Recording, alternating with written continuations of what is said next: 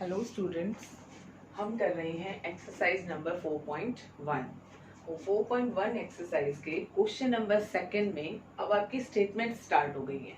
Statements में भी आपको जो ये स्टेटमेंट दिए हुई है उसको आपने द्विघात समीकरण के रूप में व्यक्त करना है। यानी आपको इसको भी वैसे ही जैसे हम क्वेश्चन नंबर फर्स्ट में कर रहे थे कि क्वाड्रेटिक इक्वेशन है या नहीं है, उसी तरह से इसको हमने क्वाड्रेटिक इक्वेशन तक लाकर छोड़ना है। तो अब हम इसको स्टार्ट करेंगे। आप पहले क्वेश्चन देख लीजिए। एक आयताकार भूखंड का क्षेत्रफल, यानी आपको एरिया दे रखा है, क्षेत्रफल गिवन है 528 वर्ग मीटर। क्षेत्र की लंबाई चौड़ाई के दुगने से एक अधिक है। हमें भूखंड की लंबाई और चौड़ाई ज्ञात करनी है। इस क्वेश्चन में सबसे ज्यादा आपको इस लाइन पर ध्यान देना है, इस लाइन पर, कि क्षेत्र की लंबाई चौड़ाई के दुगने से एक अधिक है। चौड़ाई के दुगने यानी कि चौड़ाई क्या है, कम है, तो चौड़ाई के दुगने से एक अधिक क्या है, लंबाई। तो आपको इसी लाइन को 2-3 बार पढ़ना है और इसको अंडरस्टैंड करना है कि क्षेत्र की लंबाई चौड़ाई के दुगने से एक अधिक है। तो हम यानी हमें पता लग रहा है इस क्वेश्चन में कि चौड़ाई क्या है, कम है, तो हम चौड़ाई को ही मान लेंगे। माना चौड़ाई, लेट ब्रेथ, माना चौड़ाई x मीटर। अब लंबाई के बारे में क्या कहा हुआ है कि जो लंबाई है वो चौड़ाई के दुगने, चौड़ाई ये है हमारी, चौड़ाई का दुगना मतलब 2 गुना, तो 2x आ जाएगा। 2 गुने से भी ये, इसके 2 गुने से भी एक ज्यादा है, ये ज्यादा है तो एक प्लस कर देंगे हम। चौड़ाई का दुगना 2x और उसमें भी एक प्लस, तो 2x + 1, ये हमारी क्या है क्वेश्चन में, लंबाई है। ये लंबाई के बारे में बोला हुआ है। अब आप देखिए ऊपर आपको गिवन में क्या था कि एक आयताकार भूखंड का क्षेत्रफल। अब आप क्षेत्रफल देखिए, आयत का क्षेत्रफल, आयत का क्षेत्रफल।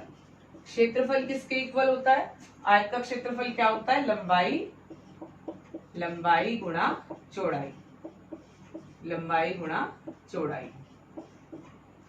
तो आयत का क्षेत्रफल आपको कितना गिवन है क्वेश्चन में, 528, और आयत की लंबाई कितनी है हमारी, 2x + 1, और चौड़ाई कितनी है, x, तो ये आ जाएगा आपका 528 के इक्वल।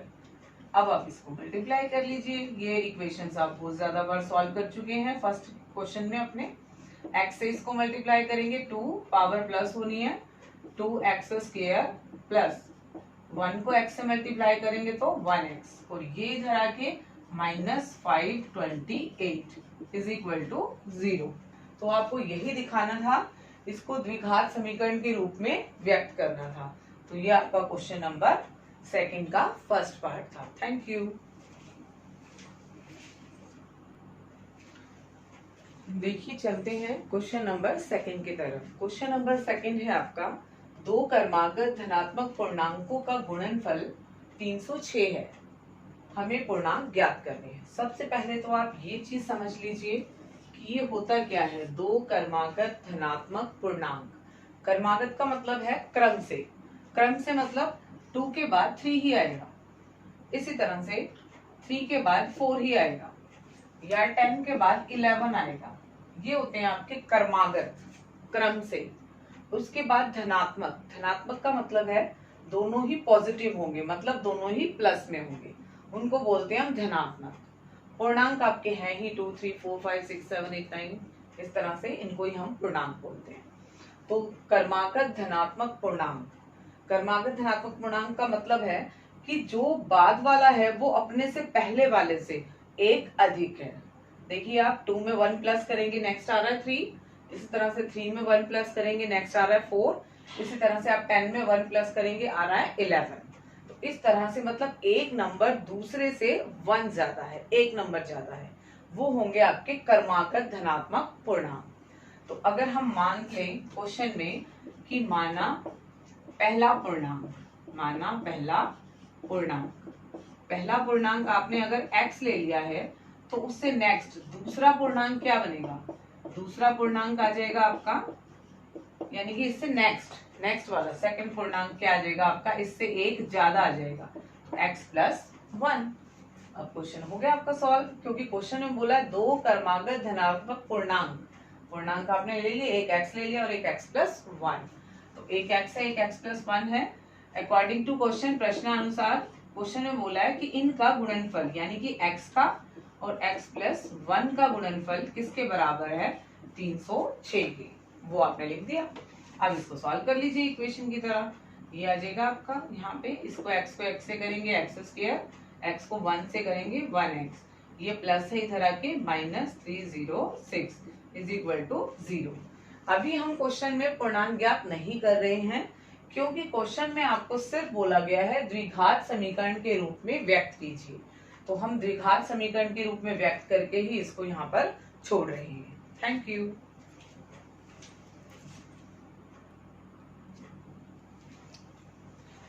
देखते हैं, वेलकम बैक।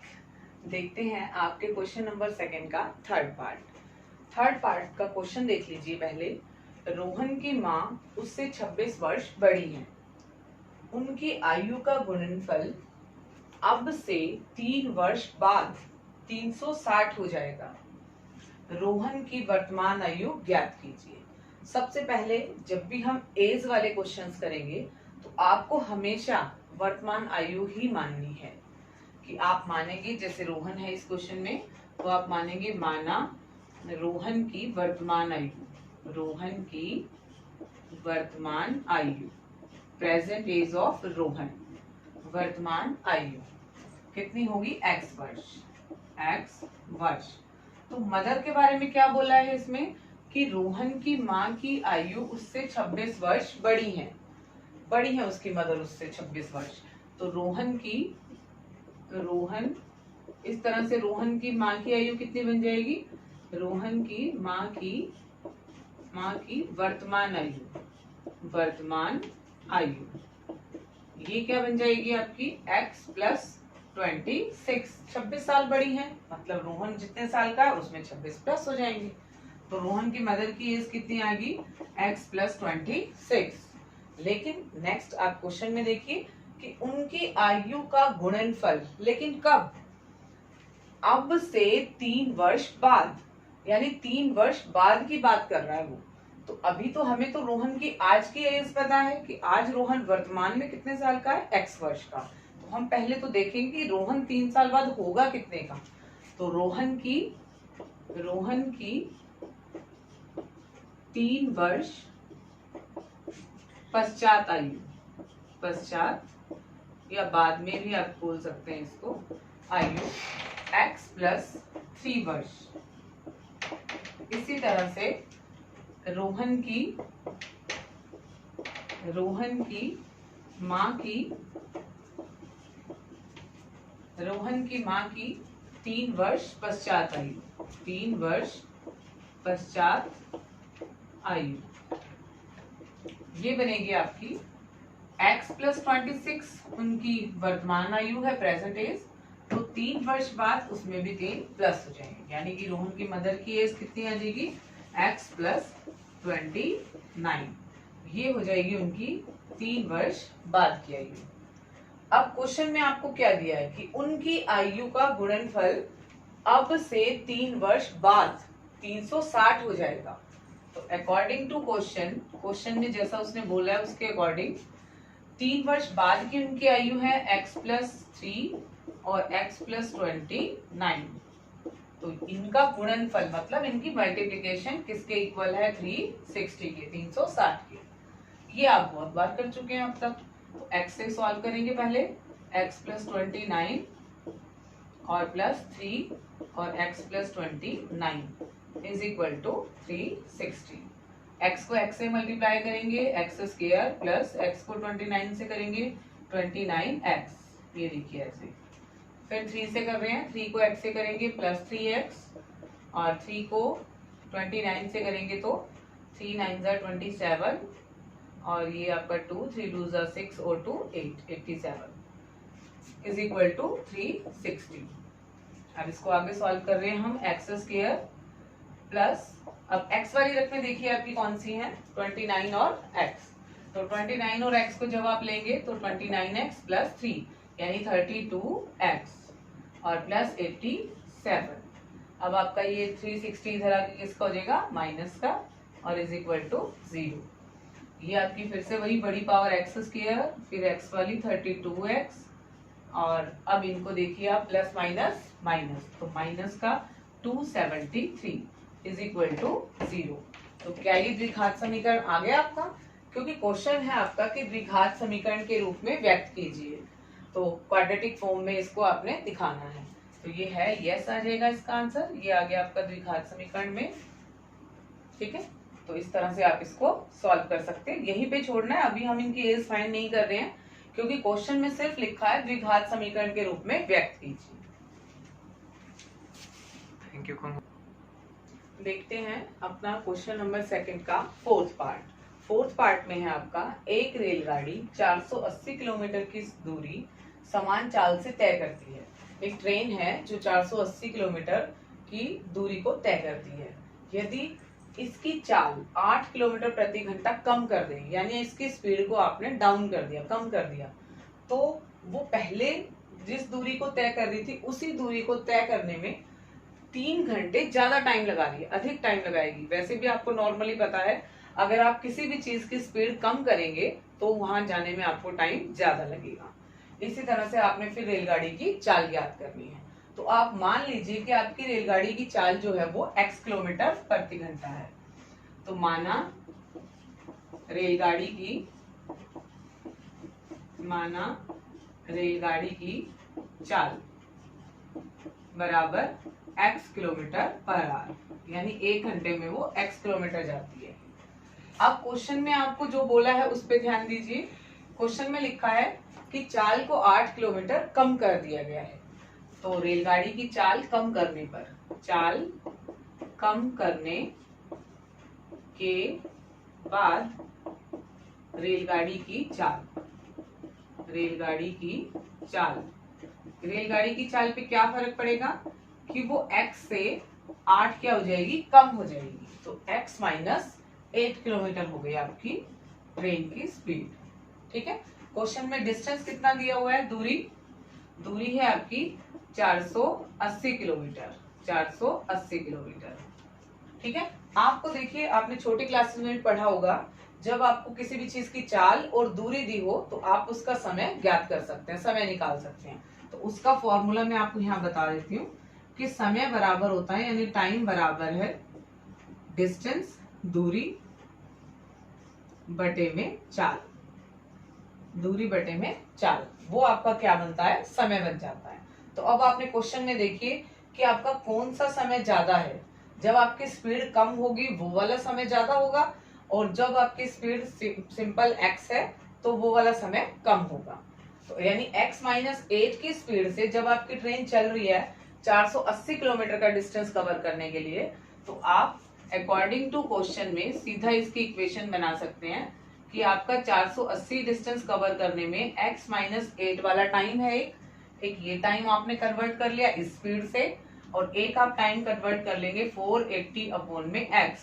तो आप देखिए क्वेश्चन में ये वाला टाइम ज्यादा है 480 अपॉन x माइनस 8, क्योंकि यहाँ आप धीरे चल रहे हैं, आपकी स्पीड कम है तभी आप टाइम ज्यादा लगा रहे हैं। तो ये वाला टाइम ज्यादा है इस वाले टाइम से, और कितना ज्यादा है ये क्वेश्चन में लिखा हुआ है आपके कि 3 घंटे अधिक समय लेती है। तो यहाँ किसका साइन आ जाएगा, माइनस का। इस वाले टाइम और इस वाले टाइम के बीच का जो डिफरेंस है वो आपका कितने घंटे है, 3 घंटे। ये क्वेश्चन में आपको दिया हुआ है। अब आपकी क्वेश्चन की इक्वेशन क्रिएट हो जाएगी। ये आ जाएगा आपका x माइनस 8, एलसीएम लिखेंगे इन दोनों का, x माइनस 8 और x। पहले आप इसको इससे मल्टीप्लाई कीजिए, सिंपल वे बता रही हूँ। 480x माइनस 480, इसको इससे मल्टीप्लाई कर दीजिए, 480 और x minus 8 is equal to ये आपका 3।